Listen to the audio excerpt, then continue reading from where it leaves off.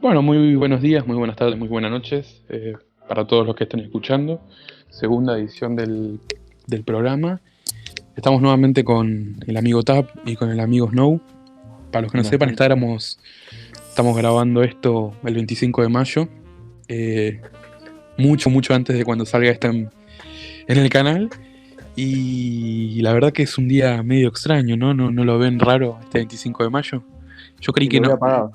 Sí, sí, se lo ve bastante apagado, pero no sin ganas, obstante. No obstante, digo. Acabo de ver una noticia muy graciosa que acaban de detener a una comunidad judía que estaba haciendo un casamiento. Nada, eso, se las tiro.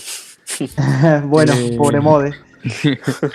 Ripió Luca Modes. Bueno, señores, hoy tenemos un tema que es bastante interesante y que lo debatimos cada dos por tres, sin darnos cuenta quizá, eh, que trata sobre el proyecto de país que la Argentina no tiene justamente, que la Argentina perdió hace mucho tiempo y que hubo varios intentos como para establecer uno. No obstante, esos proyectos de país fueron quedando medio a la deriva o fueron retrasados o fueron interrumpidos por algún problema, ya sea una cuestión política, una cuestión casi de guerra y civil y entre otras tantas cuestiones. Y me gustaría que TAP empiece a andar un poco más en el tema, que es un hábil conocedor del tópico en cuestión. Muy bien. Sí, la Argentina ha tenido infinidad de proyectos e ideas, algunas quizá más cerca del poder, o sea, de la practicidad, de poder llevarse a cabo, y otros ya únicamente en lo que son los libros y los debates políticos de siempre. Pero incluso en la práctica hubo muchísimos.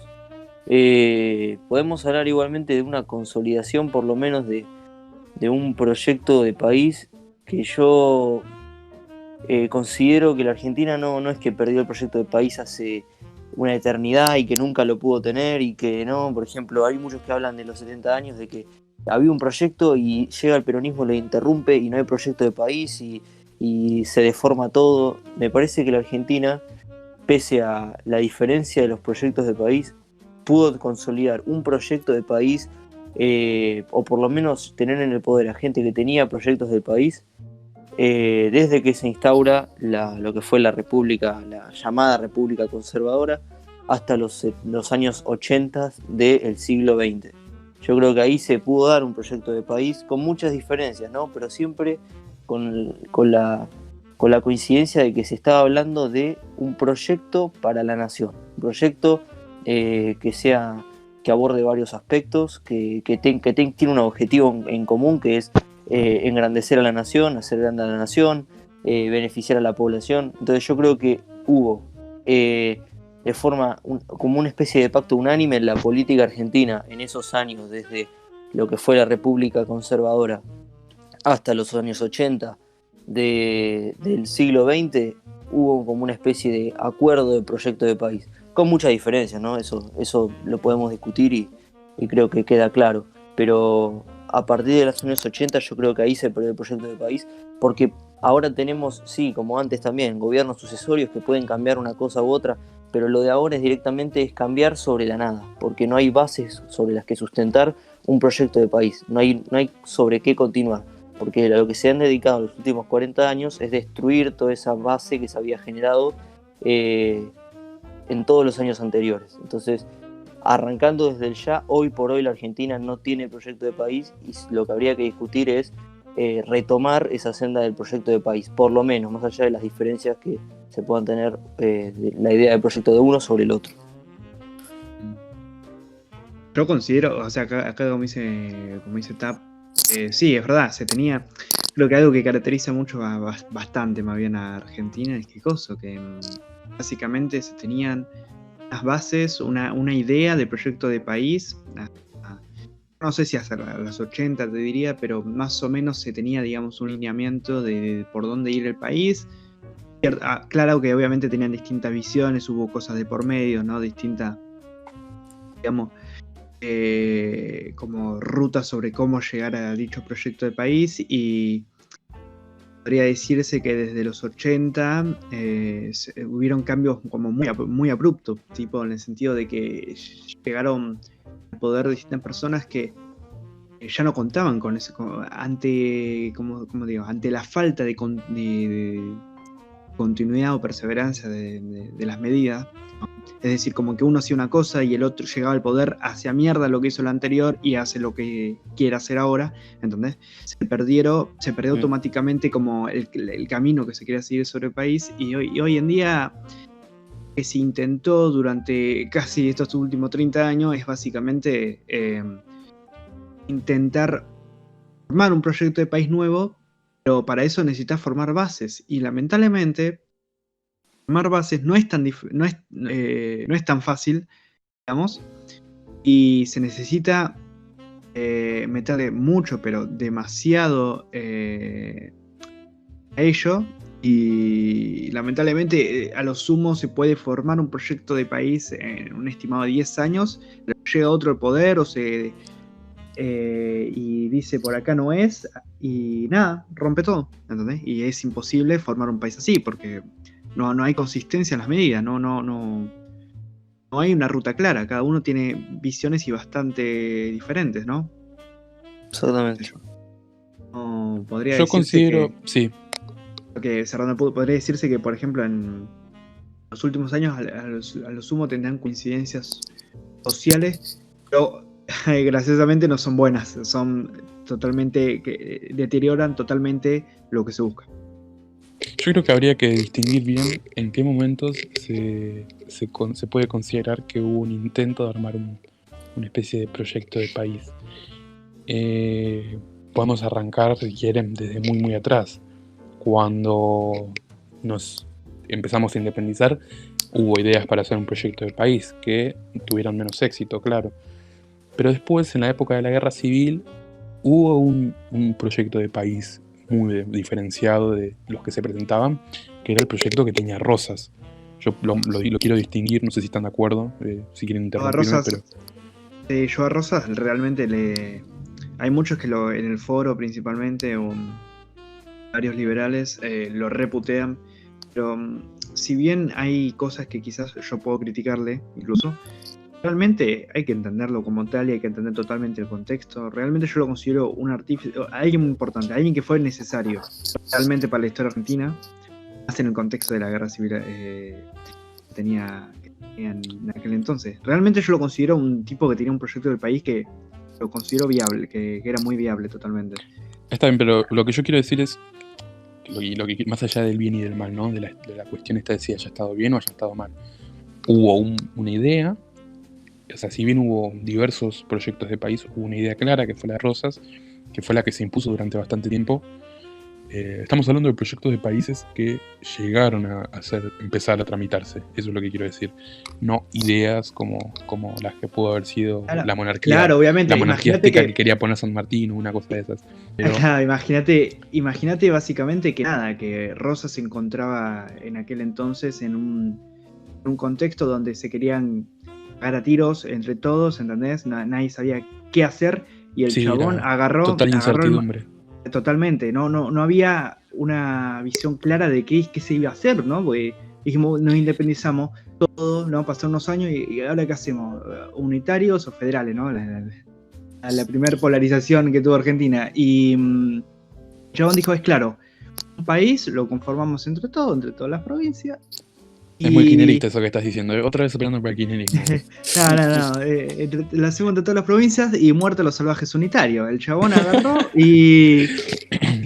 El chabón agarró y dijo, acá lo inviable es el unitarismo, ¿ok? Yo estoy en el poder, se va a hacer federalismo, y cagaron todos los unitarios, todos los que son mi contra, y no se iban con muchas vueltas en el pasado, y bueno, los mataban, ponían el cabeza una pica, ¿entendés? Yo no hablo tanto pero yo no quiero hablar tanto en el sentido de oposiciones y eso. Lo que quiero decir es que surgió una idea y se intentó implantar. ¿Cuál era la idea? La idea de hacer en ese momento Argentina era una confederación, pero una confederación que fuera fuerte ante el mundo, que tuviera presencia económica y desarrollo, en ese momento con las tecnologías que había, o sea, no había demasiado que pedir tampoco, y que creo que se respete la soberanía que se estaba intentando armar, que no hace mucho se había conseguido por aquel entonces.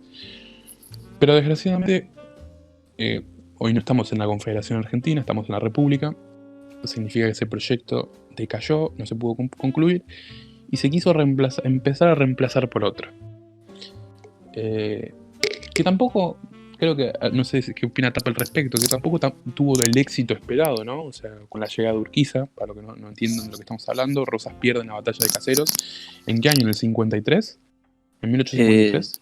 Sí, creo que sí. Sí, Sí, 1853. en la batalla de Caseros. Y se tiene que ir exiliado y por ende pierde las riendas del proyecto de país que intentaba hacer, del proyecto de nación o de lo que ustedes quieran nombrar. Llega otro caudillo, digamos, del interior, que es Urquiza, ¿no? Y tiene otra idea, otros fundamentos y otro tipo de planificación como país. Pero está como medio a la deriva, yo interpreto como una forma media incompleta de ver las cosas. Yo creo que fue el intento de proyecto de país de Urquiza, que fracasó obviamente, porque después se implantó por otro. Fue también un rejunte de varias cuestiones que se estaban haciendo en el mundo, si se quiere. Un ejemplo es la Constitución de Alberdi, que si bien eran buenas ideas, no estaban bien adaptadas para nuestro país, en ese momento para la Confederación Argentina. No sé qué opinas, Tomás, desde esto. Sí, coincido.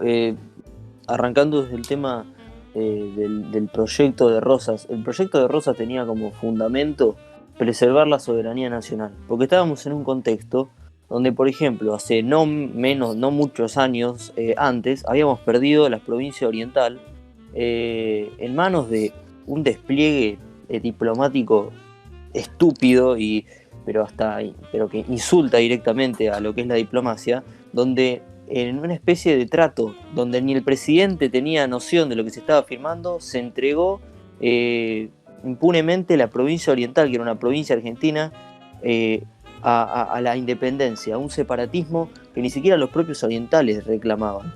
Y todo porque intervino la potencia británica imponiendo la norma de que la única forma y la gran solución para cesar los problemas entre Brasil y la nación rioplatense era hacer que la provincia oriental fuese un país independiente. Entonces ahí se firma eso y sin supuestamente el aval del presidente, y entonces ahí vemos a lo que fue Uruguay. Perdimos eso. Después la idea de los unitarios de entrar en una especie de fraternidad carnal con lo que era el Imperio Británico y el Imperio Francés, entrar en una relación carnal con esos imperios.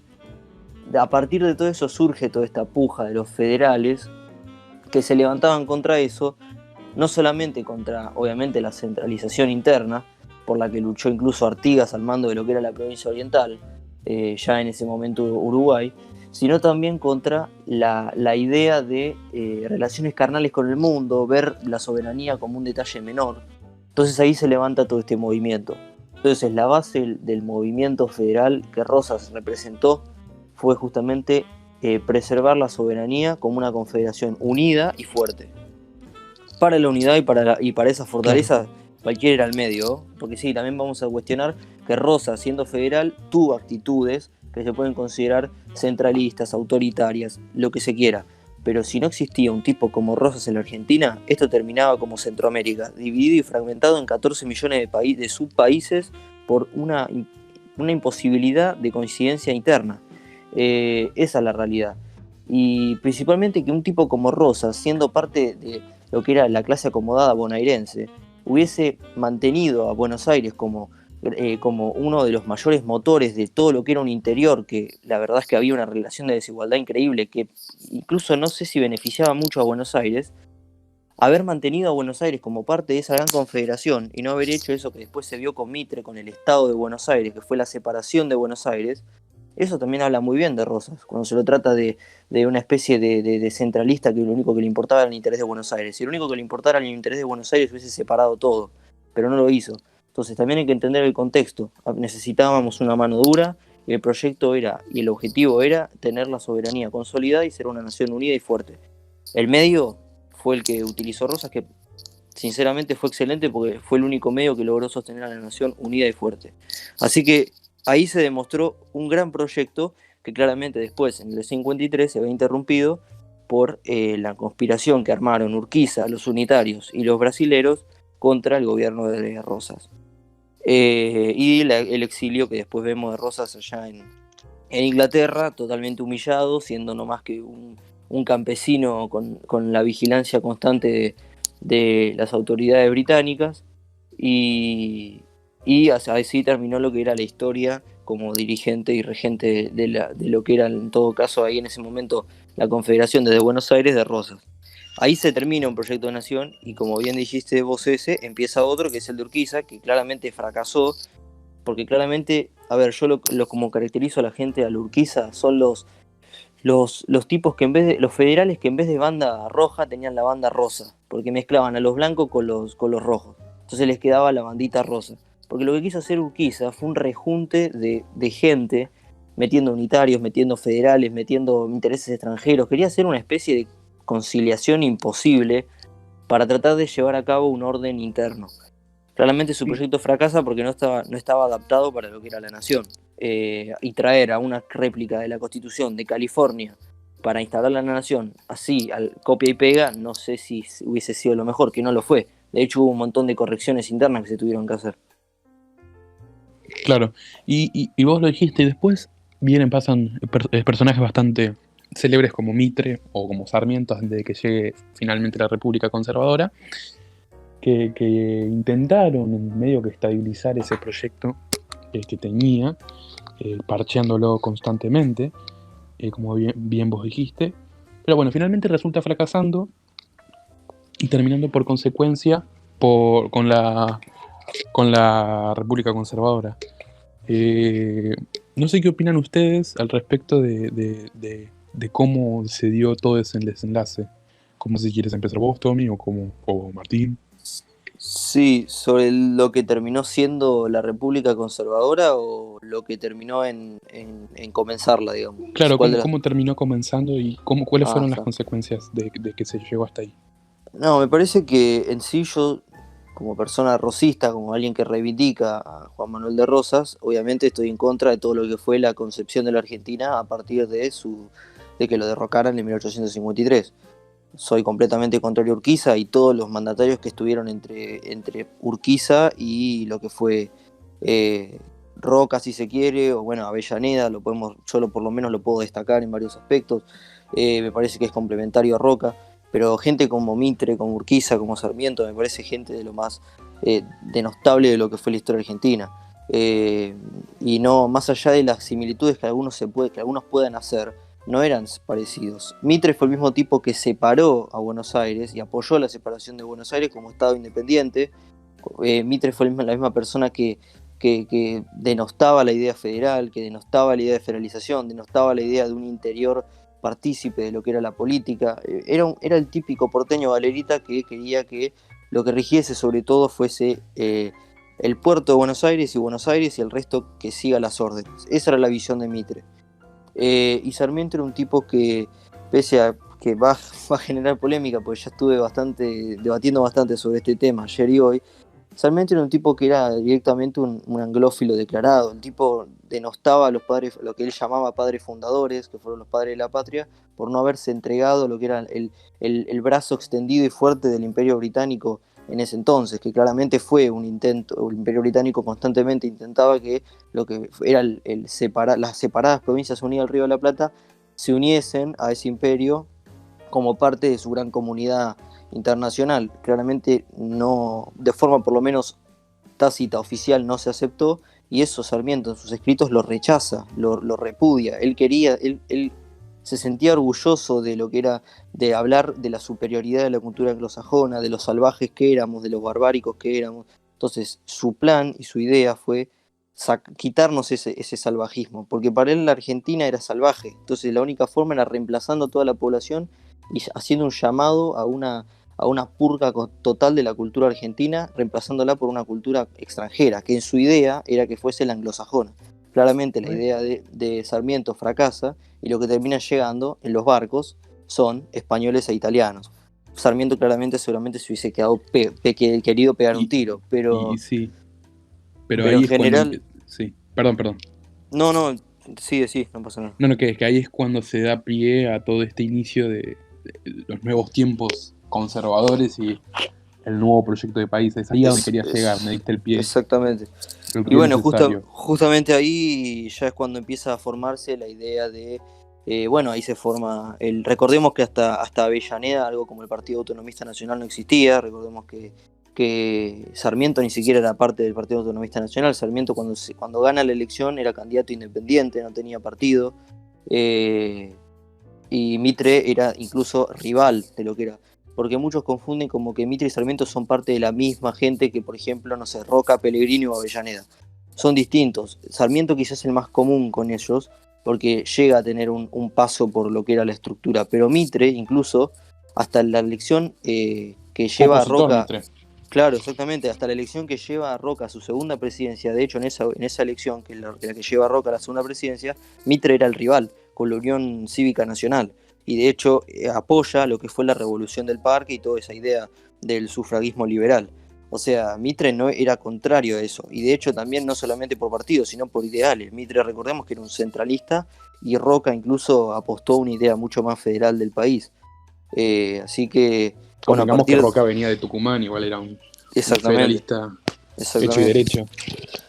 Exactamente, y bueno, eso a gente como Mitre, que creía que lo único que debía primar y el único derecho a ejercer el poder que debía tener la nación era gente del puerto de Buenos Aires, eso obviamente les iba a molestar.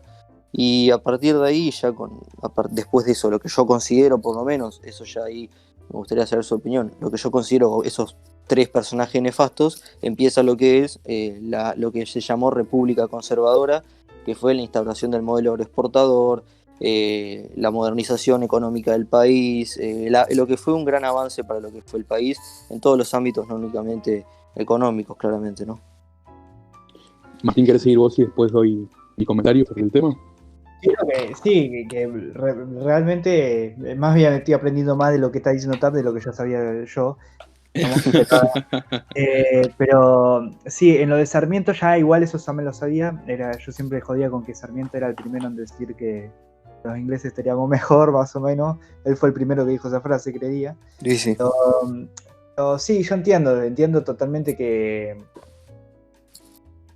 o sea, es lógico que analizando, digamos, la ideología, digamos, y si uno básicamente pone fiel a la convicción ideológica de lo que era el rosismo, por ejemplo, obviamente eso es totalmente adverso a lo que Sarmiento creería, ¿no? Sobre todo en el tema de la soberanía y ello.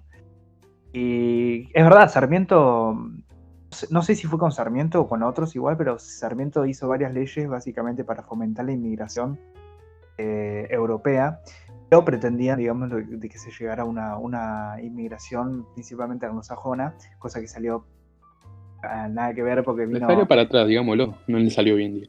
No le salió, quería que vengan anglosajones y chupan huevo, venían Argentina y venían italianos, españoles, digamos, lo que hoy en día, lo que formó principalmente una gran descendencia de ellos hoy en día. Encima no trajo nada más que socialistas, anarquistas y comunistas. Eso fue la peor parte. Sí, bueno, si lo querés poner sí, la verdad. Y bueno, y Mitre, es verdad, era totalmente un unitario, digamos, que estaba totalmente a favor del centralismo en Buenos Aires, y no hay mucho que recalcar sobre eso. Diría que si bien tienen algunos rasgos, digamos, que conservadores, entre comillas, yo diría que era normal, pero para la época. Pero si vamos a no, pero Mitre era de ultra izquierda en comparación con Roca. Por eso te iba a decir, pero para la época, digamos, era un zurdito, ¿entendés? Eso te iba a decir. Y nada, qué sé yo, diría que vayamos directo a analizar la República Conservadora, porque no hay mucho que decir. Ya Tap dijo todo. Tap ya dijo todo. Hablar de Mitre. Tap ya dijo todo, boludo. ¿Qué querés te diga? No, sí, la verdad que considero que sobre esto que yo quiero entrar ya a la República Conservadora, quiero decir que el proyecto de país que ya se empieza a armar ahí es totalmente claro, hacia una modernización de la economía, hacia una modernización del aspecto social, o sea, había un entramado cultural muy importante para hablar, o sea, puede darnos para hablar horas y horas, ¿no? Pero digo, el aspecto más fundamental del proyecto de país que hace la República Conservadora para mí es social, si bien tiene una importante carga económica.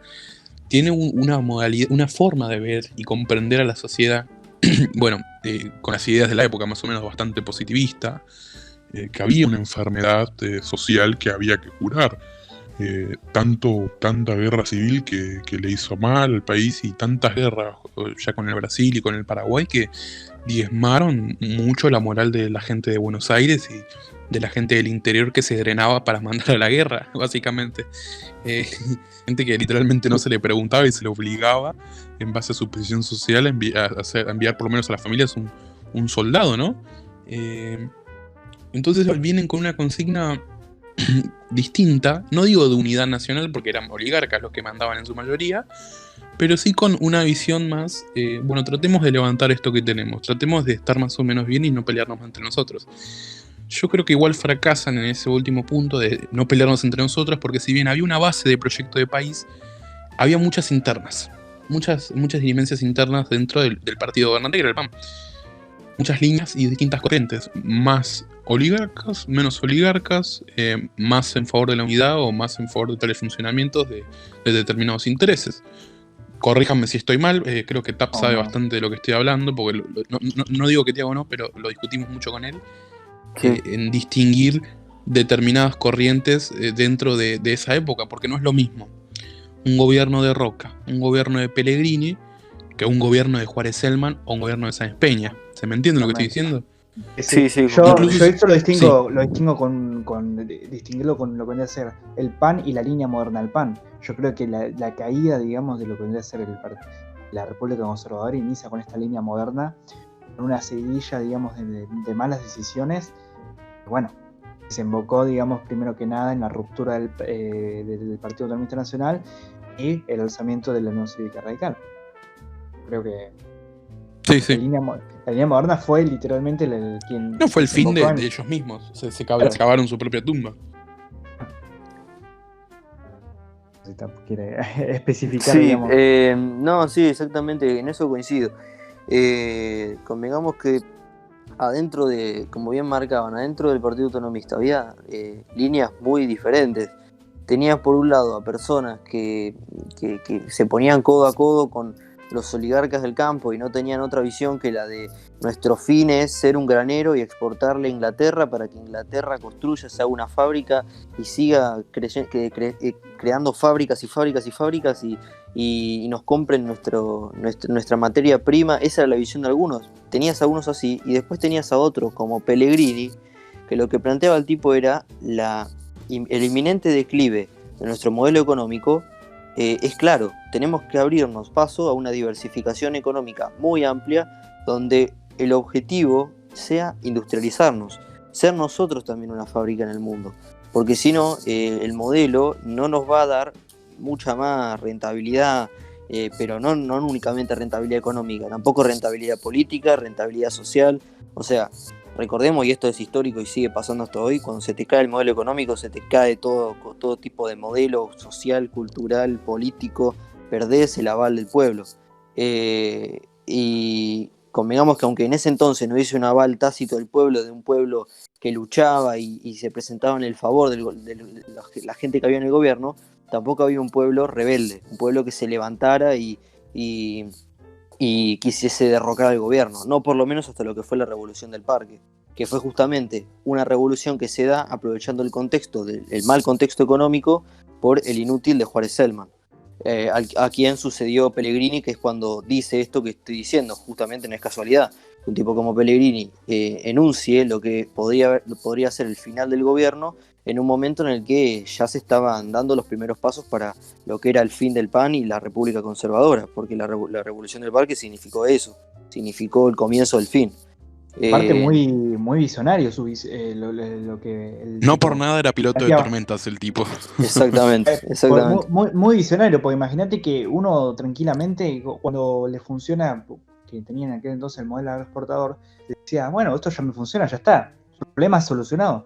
El chabón, ningún boludo, porque dijo, todo bien, pero el mundo no... o sea, podemos plantar grano, pero la verdad es que va a llegar un punto en el que vamos a estar estancados, ¿ves? Y hay que aprovechar totalmente el momento de industrializarnos y adaptarnos codo a codo con el mundo, en todo caso, no quedarnos siempre siendo Vino, como perdón, pero vino Maslatón y le dijo, el mundo avanza a gran velocidad, Pellegrini, si acá no haces algo, se va toda la mierda.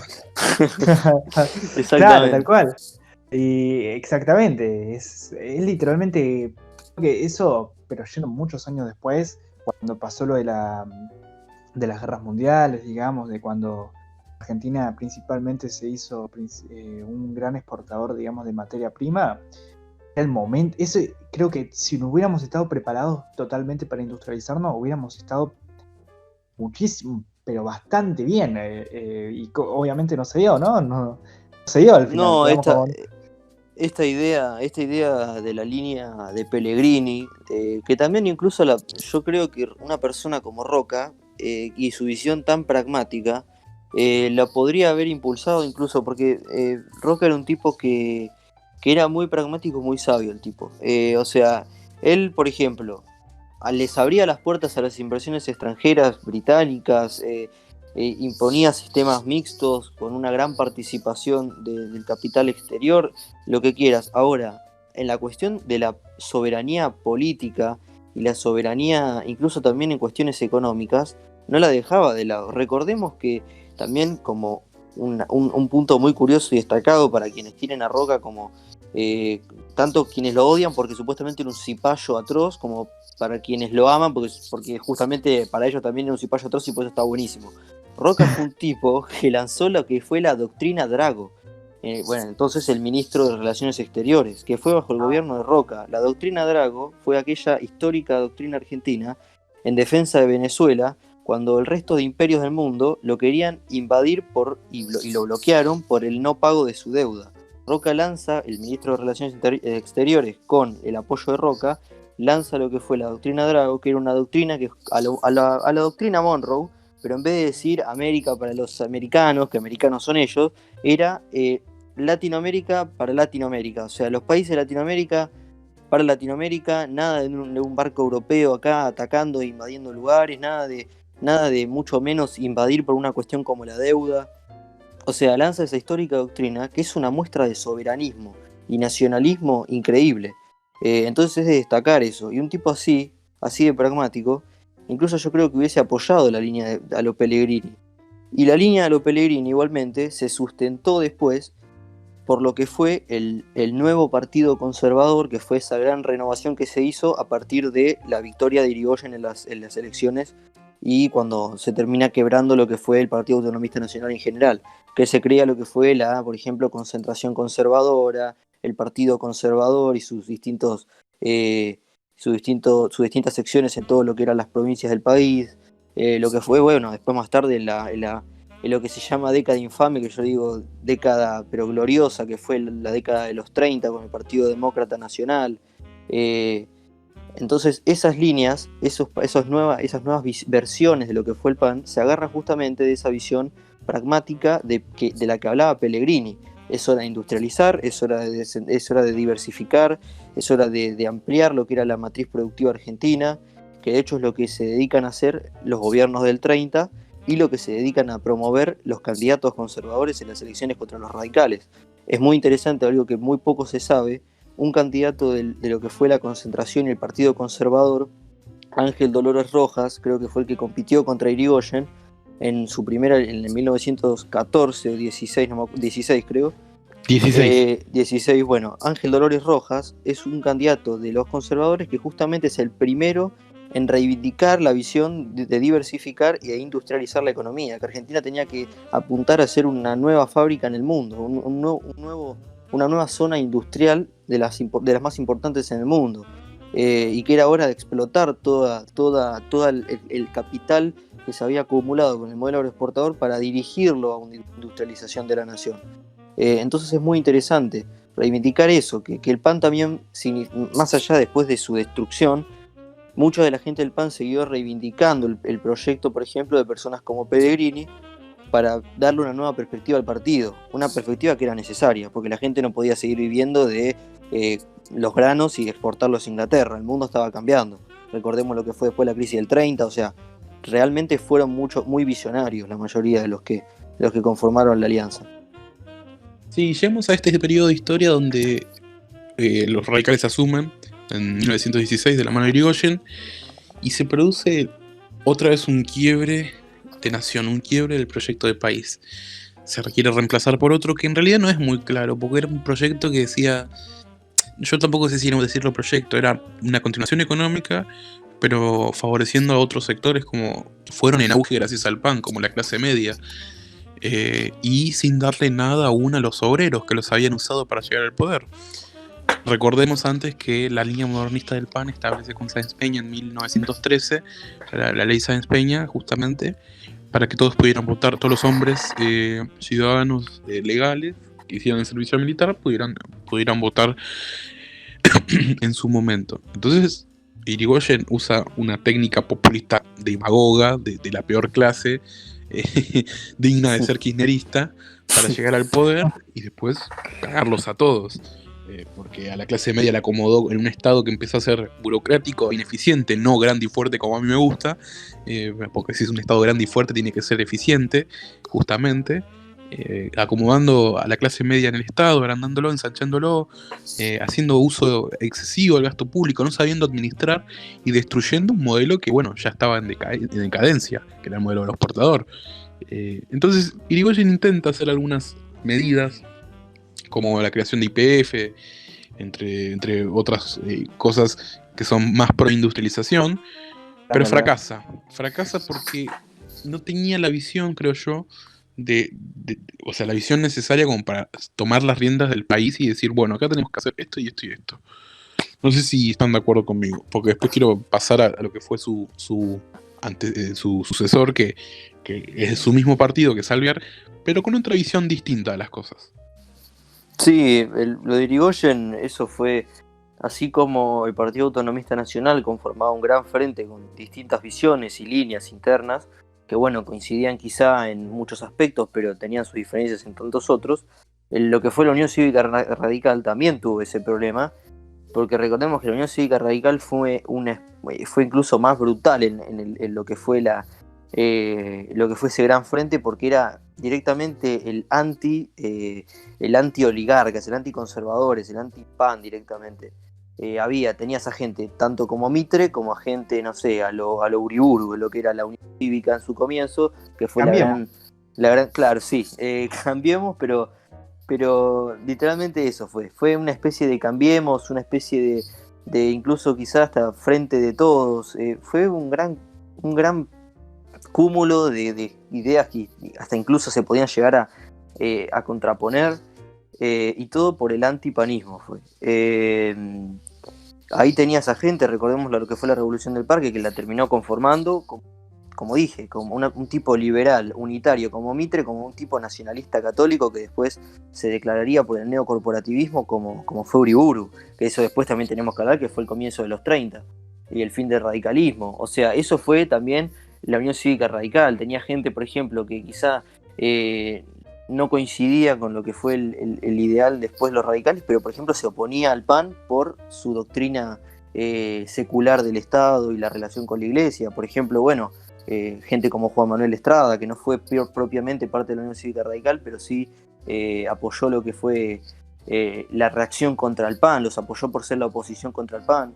Entonces, lo que terminó siendo esos gobiernos, que después también lo tenemos que hablar cuando hablemos de Alvear, y se ve muy claro, es justamente no ponerse de acuerdo y mandar a gente como Irigoyen, que realmente yo mucho no puedo destacar, pero sí le puedo criticar que tampoco se fue claro y seguimos sin tener claro hasta el día de hoy qué quiso hacer con su gobierno, porque antipan. Claro, justo fue a lo de la Rúa, ¿viste? De la Rúa, que fue con el anti-Menem, bueno, este fue con el anti-PAN, y esa fue su única propuesta. Después yo puedo destacar y reivindicar un montón de cosas, la creación de la Marina Mercante como parte de la nación argentina, la creación de YPF, excelente, eso me parece destacable. Pero más allá de eso, no hay un horizonte claro a lo que quería apuntar. Entonces coincido acá con varias flechas, digamos, aleatorias, y una que otra le pegó, pero realmente no. Exactamente, en esto voy a coincidir con ese, realmente no hizo nada, y y no significó nada relevante más allá de si se quiere meter burocracia en el Estado y, bueno, algunas cuestiones que me parecen acertadas, como las que ya mencioné. Así que mucho más no puedo decir. Martincito. Y es básicamente lo mismo que Tam, no te puedo decir mucho, realmente. Es verdad que se puso. ¿Ves? Irigoyen nos hace a mí me coincidir decís- porque es a el mí me hombre decís- común, el tipo que no hizo nada.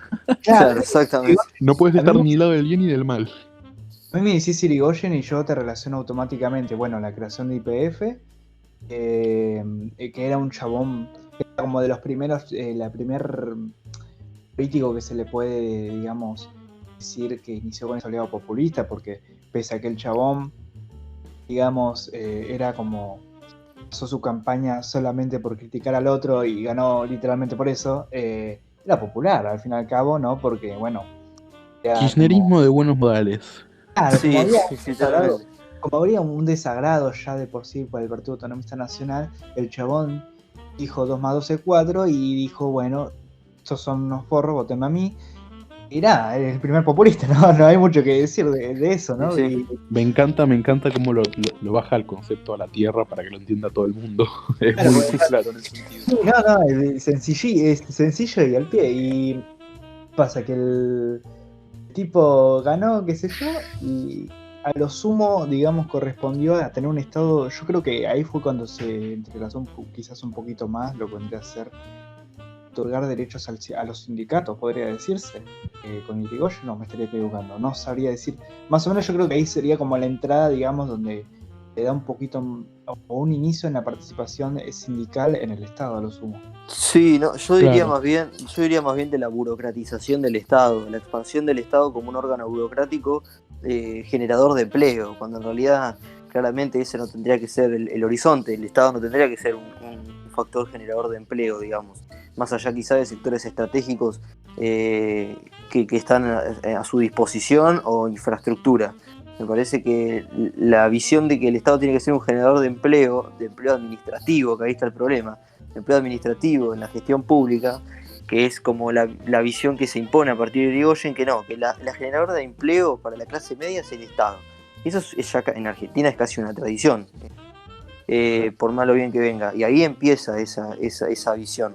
Y también o sea, la realidad es que Irigoyen ganó porque vio y se veía un contexto donde el PAN se estaba haciendo impopular, porque no era un partido popular, y lo único que lo salvaba era no tener oposición. A partir de la ley de Sáenz Peña tenían una oposición dura, y la oportunidad de votarla. El PAN estaba en declive porque el modelo ya también estaba en declive, y así es como gana Irigoyen. Pero bueno, después de Irigoyen, afortunadamente igual se ve que hay como una visión más tradicional, más conservadora del modelo, que es lo que le sigue, que no sé si querés introducirlo vos ese, que es el ¿Cómo no? Marcelo Torcuato de Alvear. Mi presidente radical favorito es lo que yo siempre digo. Sí. Porque Alvear realmente tiene ganas de hacer un proyecto de país. O sea, tomando las bases de la República Conservadora, pero esa línea Pellegrini diciendo, che, no va a funcionar si lo hacemos igual de vuelta, pero no va a funcionar si no tenemos ningún proyecto como el que tenía, como lo que hacía, ¿cómo se llama? Dios mío, Irigoyen. ¿Qué pasa acá? Vuelve a pasar de lo mismo que al PAN. Vuelven a tener ese problema grietístico, le digo yo. La USAR se divide en dos. En personalistas, que bancaban a Irigoyen, y en antipersonalistas, que bancaban a Alvear en este caso. Alvear tenía políticas, o sea, si bien estaba dentro del mismo partido, tenía políticas públicas totalmente distintas a las que había aplicado Irigoyen. Por ejemplo, en este rol del Estado burocrático, él no estaba de acuerdo, realmente empezó a reducir la cantidad de empleos que el Estado tomaba a nivel administrativo dentro de la clase media. Decía, si tenemos un Estado tan grande y encima no lo sabemos usar porque no tenemos un proyecto tampoco, algo estamos haciendo mal. Entonces, ¿qué pasa? ¿Qué hace Alvear? Alvear empieza a relacionarse con gente más allegada a la concentración. No sé cómo se llama la concentración, ¿no? o concordancia, no me acuerdo bien cómo era. Sí, lo que después sí Concordancia. fue la concordancia. Sí. Bueno, nuestro grupo, digamos. Sí. Exactamente. Y todos esos rezagos conservadores empiezan a charlar, o lo que quedaba del PAN, o lo que se formó como partido conservador. Empezaron a charlar y dijeron, bueno, yo no te intervengo a las provincias, porque, esas no las contamos. Irigoyen intervenía a las provincias donde el PAN había ganado. Yo no te intervengo a las provincias, pero ayúdame a gobernar. Ayúdame a trabajar. Bien, dice, de acuerdo, la gente que quedaba del PAN decía ok. Y empezaron más o menos a reacomodarse y tratar de remontar lo que se podía del proyecto agroexportador, del modelo agroexportador. Obviamente el contexto del mundo ya era distinto, había pasado la Primera Guerra Mundial, imagínate la tierra arrasada mal y después la crisis del crash, o del crack como quieran decirle, había hecho pelota toda la economía mundial. Estamos en un contexto totalmente complejo. Y llegan estos muchachos después de Alvear, dicen, se terminó el turno de Alvear y vuelve Irigoyen, ¿no? ¿Hasta ahí todos de acuerdo? Estamos de acuerdo. Bien. Vuelve Irigoyen y ahí sí es que se va todo a la mismísima mierda, porque La volví. Irigoyen, si no tenía un proyecto de país antes, menos lo tenía después. Pero ¿qué pasaba? Vos no podías repetir presidencia. Entonces, como Irigoyen no pudo repetir presidencia, Alvear tampoco. Entonces, esa idea que tenía Alvear de unidad de unidad partidaria para trabajar en un proyecto de nación se vuelve tumbada. ¿Qué pasa ahí? Irigoyen entra en el poder, pero Dios, ya era desastre por desastre. Ya ahí sí había motivos para odiar a Irigoyen. No tenía ideas y encima estaba cagado el viejo, así que... Sí, estaba Sí, literalmente muy está cagado. acá, pobrecito. O sea, si a la gente le parecía que Perón estaba cagado en el 72, no saben lo que era Irigoyen, Dios mío. Era un hombre mucho más grande que Perón cuando se murió. Entonces Irigoyen no tenía las ideas para nada claras. ¿Y qué pasa? Algo que se volvería rutina en el futuro. Empieza con el primer golpe militar de Estado. Y ahí las cosas cambian totalmente distintas.